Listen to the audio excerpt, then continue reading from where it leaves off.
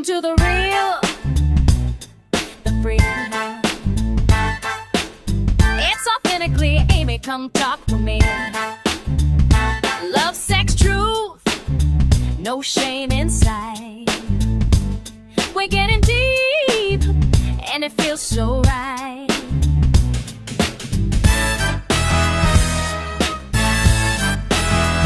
Hey sexy besties, welcome back to Authentically Amy. I'm Amy, a certified sex and relationship coach. And today we are going to be talking about one of my favorite topics, pleasure and power. And what do I mean about that? Well, here's the thing. People who are very successful, busy, career-driven, ambitious folks tend to put pleasure on the back burner. Why? They think of it as like a luxury, not a necessity. And here's what I want everyone to take away today is that pleasure is actually not a luxury, it is a necessity. And not only is it beneficial in so many ways, which I'm gonna tell you, of course, but it can actually improve your success, not just professionally, but in a lot of different facets of your life. So the more that we claim our pleasure, both sexual and non-sexual, the more we tap into our inherent power and truly can become the beings that we were meant to be.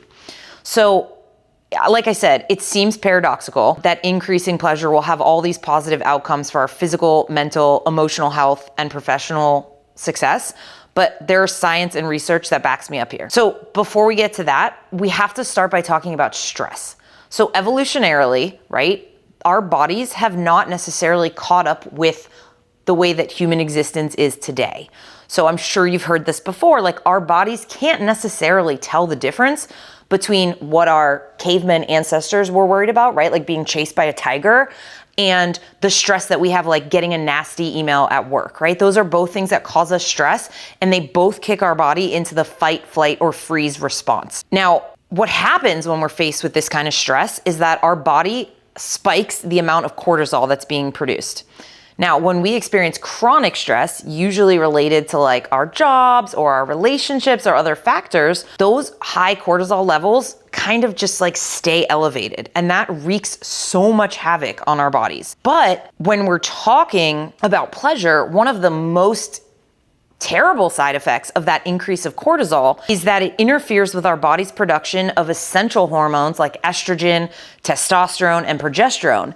And those are things that are really, really important, not just for our sexual well-being, but for our overall wellness and well-being. So for men, this can look like when there's lower testosterone production, this can lead to decrease in libido, it can lead to erectile concerns, sometimes even reduced sperm production. For women, elevated cortisol can disrupt our mental cycles, dampen our arousal, because estrogen plays a critical role in arousal. I think I've talked about that in some of my other episodes. We can see a decrease in libido, and it can also, a decrease in estrogen contributes to painful sex and vaginal dryness because estrogen plays a critical role in vaginal lubrication. So again, stress means more cortisol, less estrogen, bad side effects. So it's also not surprising that people today are completely stressed out, burnt out. We're overextended. A lot of times we're underpaid. There was a global study of happiness recently across 30 countries, and it showed a constant decrease in overall happiness since 2011. So let that sink in.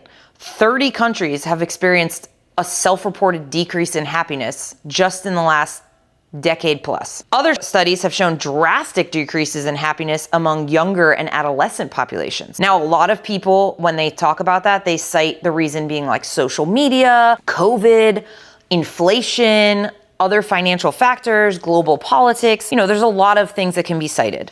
But what's interesting is in that global study of happiness, the number one factor that influenced people's happiness, both increased happiness or decreased happiness, was interpersonal relationships. Now, that might seem surprising, but in reality, it's actually kind of unsurprising because it's very well documented as well that people who are in healthy, loving, long-term relationships or marriages actually live longer, we're gonna talk about that more, and have more positive health outcomes, including higher levels of life satisfaction and lower rates of things like depression and anxiety. So the Harvard Adult Development Study, which has looked at a lot of this stuff over a long period of years, They found that men who are in good quality long-term relationships can live 12 times longer. I mean, not 12 times, 12 years longer. So it can add 12 years to someone's life being in a healthy, loving relationship. Studies have also shown that people in strong long-term relationships have overall better habits. So they're more likely to eat well, exercise regularly, take good care of themselves, because they have someone else who also cares about their wellness and what happens to them. So all of that physical and emotional health, what do you think that also leads to? Better performance at work, right? It's a positive reinforcement loop. So of course, the flip side is that people who self-report being unhappy in their long-term relationships and marriages often experience chronic stress and worse health outcomes, which I'll get to in a moment. You're like, great, so if I'm happy in my relationship, things are gonna be awesome, and if I'm not, things are not great. Well, how many people are unhappy in their relationships? It's kind of a hard thing to measure because we're talking about self-reporting, but there was a 2020 study from the UK, and it found that 47% of married people were unhappy, and they were only continuing in their relationship because of their children. 47%, that's almost half. We know that divorce rates in this country, it's about 50% for first marriages, and it goes up with every subsequent marriage from there. So clearly we're looking about half the population in general is not happy in their relationship. Now, that same study from the UK asked participants about the top reasons why they felt their marriage was struggling. The number one answer, 51% of people said there was just no romance. 45% said no sex. And other people said no more excitement, too much arguing, and not spending enough quality time together. Over 20% of the people that answered admitted that they never get intimate with their partner anymore. And perhaps it shouldn't all be all that surprising then that 1 in 6 also reported or admitted to cheating on their spouse at some point. So clearly, lack of pleasure is obviously contributing to stressful situations and long-term relationships, which again can have these bad effects on us overall when we're living under chronic stress. Some of the examples that can come as a result from that chronic stress: increased risk of heart disease, high blood pressure, anxiety, depression, a weakened immune system. Most people probably don't even realize how much their home life actually does affect their work life. It can follow you. When you're emotionally drained from fighting or feeling neglected at home, or you're carrying a disproportionate burden of the things to keep your home running, it can be hard to stay motivated or focused at work. Your brain might be on other things. It might be on the conflict with your spouse. Obviously, when we're not focused on what we're doing at work because we're focused on what's going on at home, it's going to affect our productivity. Also, you might just not feel that motivated. If you don't have someone like cheering you on in your corner and you just feel like your whole life is falling apart at home, you might just not really care that much what happens to you at work. Or a lot of people I see kind of lose sight of work-life balance. So it kind of goes the other way, where people put all of their energy and everything they've got into their career, and it really doesn't leave a lot of time or energy to put effort into their relationships. So now we've created a negative feedback loop, right? Where you're putting less effort into the relationship that was making you unhappy, so it's just going to become more and more unhappy and stressful. And so everyone's just less happy. Okay, that all sounds really, really bleak, but hear me out. It's fixable. When we tap into our pleasure, sexual and non-sexual, our entire life trajectories can change.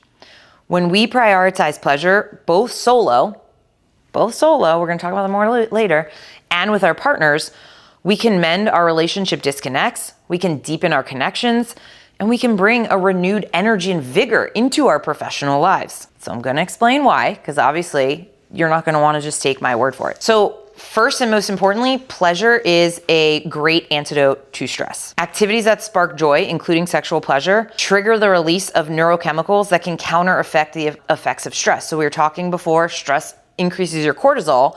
Well, what can you do to have the opposite neurochemical reaction? So first, oxytocin. This is the love and bonding hormone, which is released through physical affection, sexual activity, masturbation and even sometimes bonding with a pet can release oxytocin. This has been shown in studies and medical studies and things, scientific studies, to lower cortisol levels.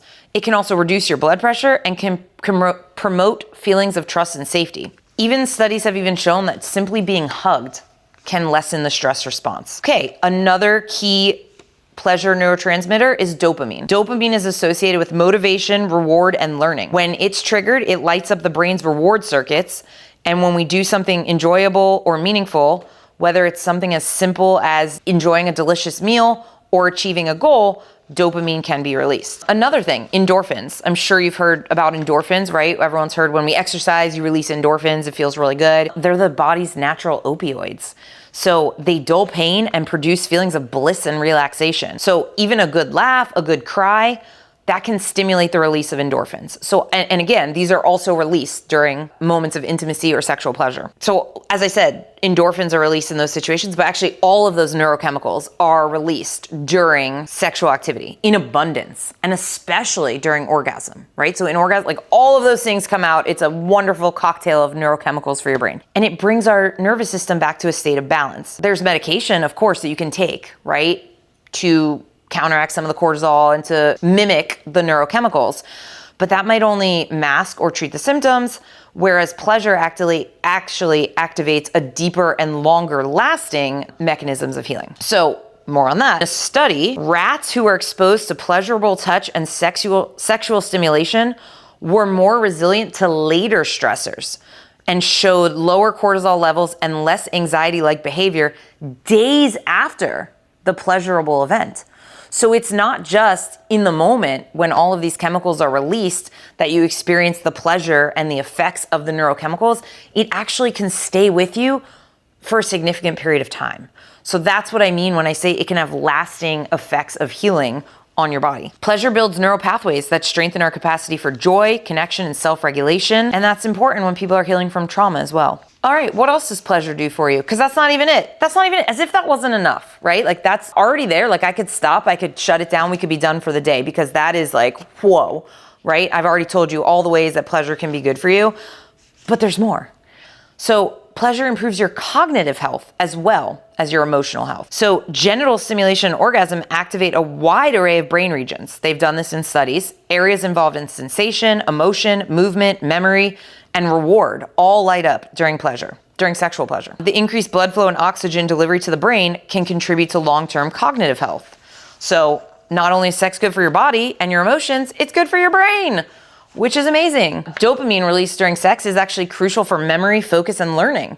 So when we're talking about career success, again, memory, focus, and learning, right? We need that dopamine. Sexual pleasure is a shortcut to getting more of that dopamine to be released in your system. And research is backing this up, shows that sexually active adults tend to have a better cognitive function and memory recall than those who are not sexually active, even when we account for age and physical activity. So even when age and physical activity are accounted for, people who have more sexual activity are experiencing better cognitive function and memory recall. Now, I'm sure we could talk about causation versus correlation, but in any event, there's obviously a link there. Okay, what else can pleasure do? It strengthens our relationships, both with others and with ourselves. Remember, I've kind of touched upon solo connections with ourselves, sexual activity, and that's also really important because part of solo sexual pleasure is also getting to know your own body and what feels good to you and what doesn't. And that's information that you can take into a partnered situation. So there is value in that as well. Plus, again, experiencing orgasm and releasing all those neurochemicals, that's going to happen whether you're solo or partnered, right? So you're still getting those same good effects. But yeah, so sexual pleasure can strengthen your relationship both with yourself and with other people. Again, oxytocin supports bonding, and there's another neurochemical, vasopressin, that also can support bonding, intimacy, and trust. This one is my absolute favorite. It is a natural painkiller.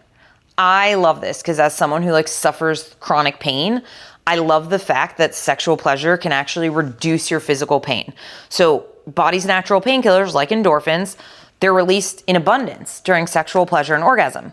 So this can provide relief from chronic pain conditions like migraines, arthritis, and joint and muscle pain. And what a great side effect, right? You're already having the orgasm, you're already having the fun, and now you also get to have less pain. So sign me up. Okay, another thing pleasure can do, reduces the effects of trauma. So for individuals who have experienced trauma, Pleasure is actually a very powerful tool to help rewire their nervous system for safety and connection. This helps us get past our traumas by increasing the amount of pleasure we have. It helps literally rewire our nervous system. Pleasure enhances self-awareness. Understanding what brings you pleasure, sexually and non-sexually, helps you feel more in tune with your body. It can help you feel more in tune with yourself generally. It's gonna foster confidence and a sense of ownership over your physical self and who you are as a person. Another great one. Promotes better sleep. And who doesn't want better sleep, right? Like, we have enough things making us sleep worse. We all know we're not supposed to be on our phones right before bed, and the blue light and the this and then the other, and it's all like everything is messing with our sleep. But here's something that promotes better sleep: pleasure. Because after orgasm, again, the release of oxytocin, prolactin, and serotonin help the body and mind enter into a deep state of relaxation. This makes sexual activity an excellent natural sleep aid. Don't have to take one of those sleeping pills or melatonin if you have a natural sleep aid. Another effect of pleasure: positive reinforcement. So sex begets sex. What do I mean by that? Like, the more sex you're having, the more sex you want to have. Again, positive reinforcement loop. So sex, like, it boosts your libido. The more you do it, the more you want to do it. And this also is in part due to the release of testosterone. Increasing overall pleasure also just enhances your capacity to feel pleasure and joy in other areas of your life. Once you open yourself up to feeling more happiness, joy, and pleasure, the things that I say all the time that I want people to experience, it's sort of like once you start opening yourself up to it, more of it comes to you.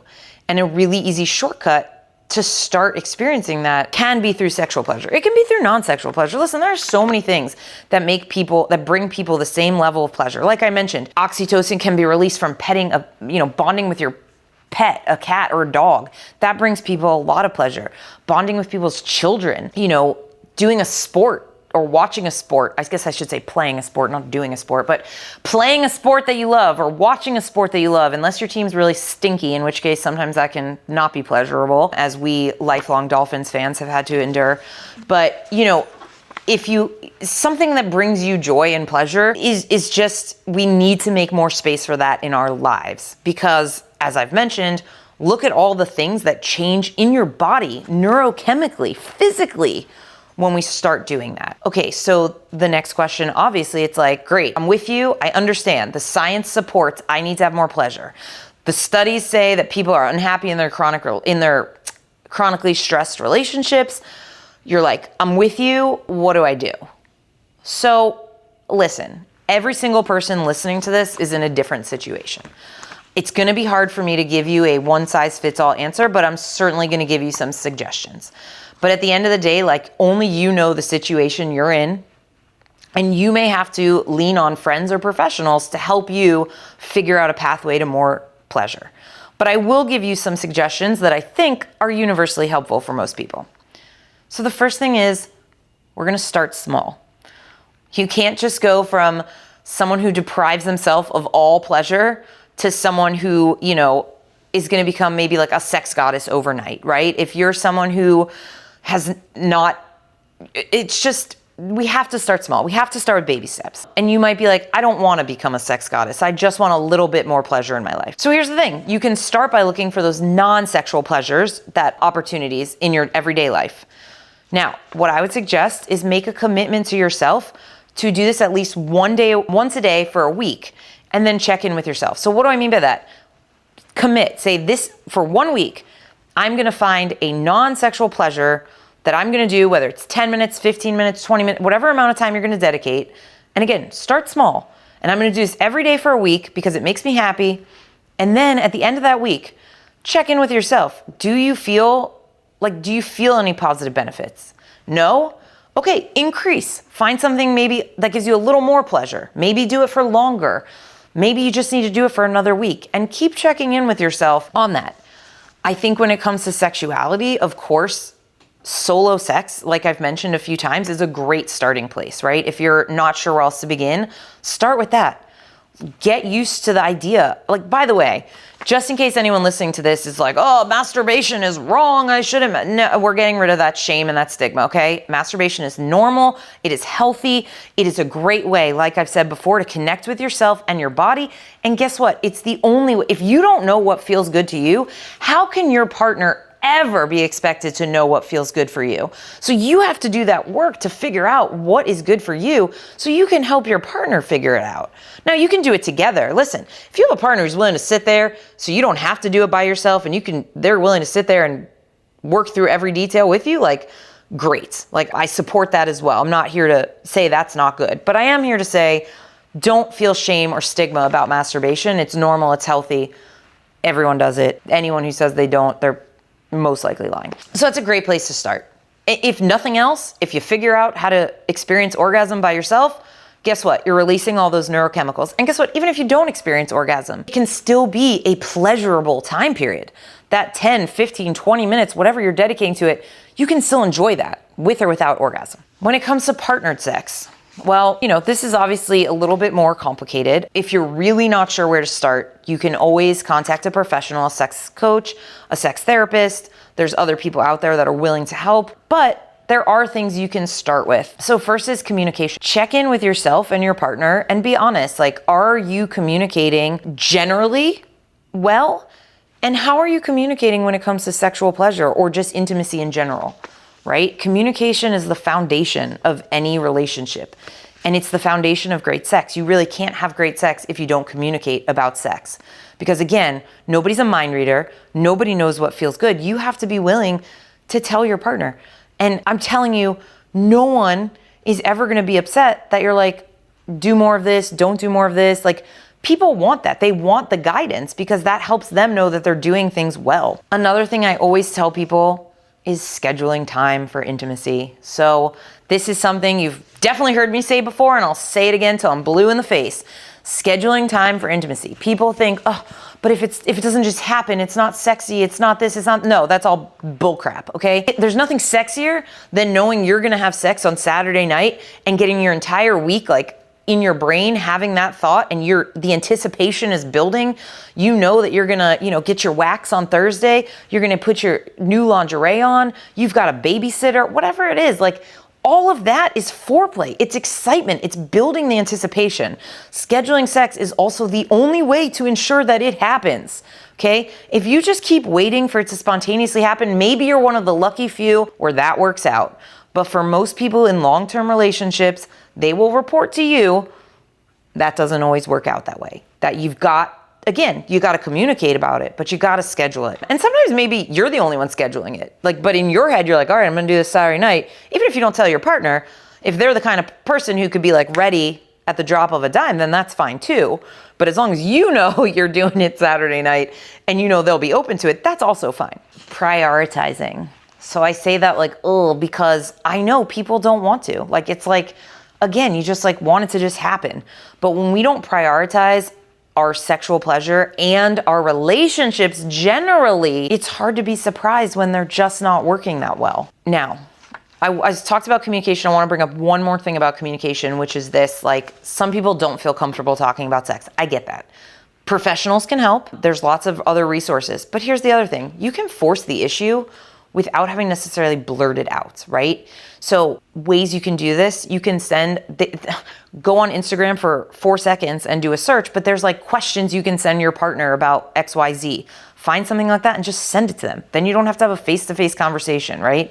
You can, if you've never talked about it, maybe just leave a note for your partner. I mean, there's just ways you can go about, you can, again, hire a professional to help you work through it, but you can force the issue in different ways. Maybe if you and a partner have never done oral sex and you're like, oh, I don't really want to have a conversation about it. All right, force the issue. Literally just go for it. See what happens. You're either gonna go for it and it's gonna happen, or they're gonna be like, whoa, what's happening? And you're gonna be like, oh, let's talk about it, right? But it forces the conversation. So if you're like, I'm not that comfortable talking about it, I'm more of a doer than a talker, just do it. Like Nike says, right? Other things that are very pertinent for my professional and business people listening to this, sometimes you have to run your relationship like a business. So at a lot of companies, they have weekly staff meetings, right? Well, your relationship needs a weekly staff meeting. You need to have regular check-ins, not just to talk about sex, to talk about your relationship, right? And to make sure that everyone's on the same page, everyone's feeling heard and validated.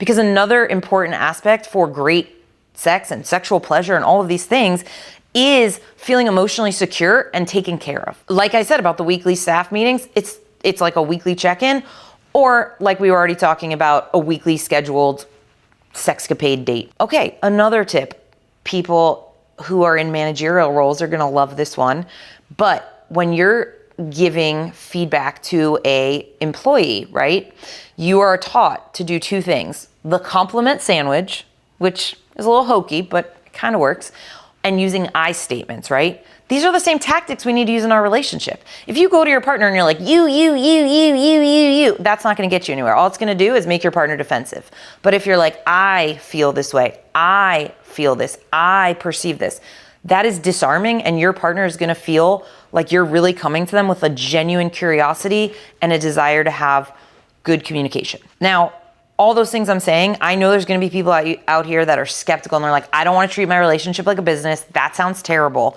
And you're like, that's dumb, I don't wanna do that, because there's no romance or spark in it. And let me tell you something, ironically, in reality, when both partners feel heard and understood and like they have the space to discuss issues, it actually has the opposite effect. It deepens connection, it increases intimacy, and it strengthens relationships. So you might not feel like it's romantic, but sometimes it's just what's needed to re-spark the romance. Okay, and one last point on this business idea. Listen, if you're a lawyer, I know, I'm a lawyer, I get it. You have to stop treating your relationship adversarially.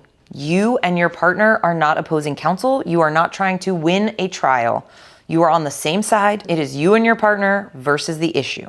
So you have to take the adversarial nature out of your discussions and communication. Same thing if you're like a mental health provider, right? Like, don't go to your partner and be like, start diagnosing them with various things from the DSM. That's probably not gonna get you very far. You know, like, we have to learn to kind of treat our relationships with the level of seriousness that we treat our careers, but without treating it exactly the same as our careers. All right, so I've given you a lot of information, but look, if you're still kind of feeling lost on where to start, let's work together. Let's get you on the right track to reconnecting with your pleasure and reconnecting with your power. If you liked this content, please go ahead and like, follow, subscribe, do all the things, and I'll see you next time, sexy besties.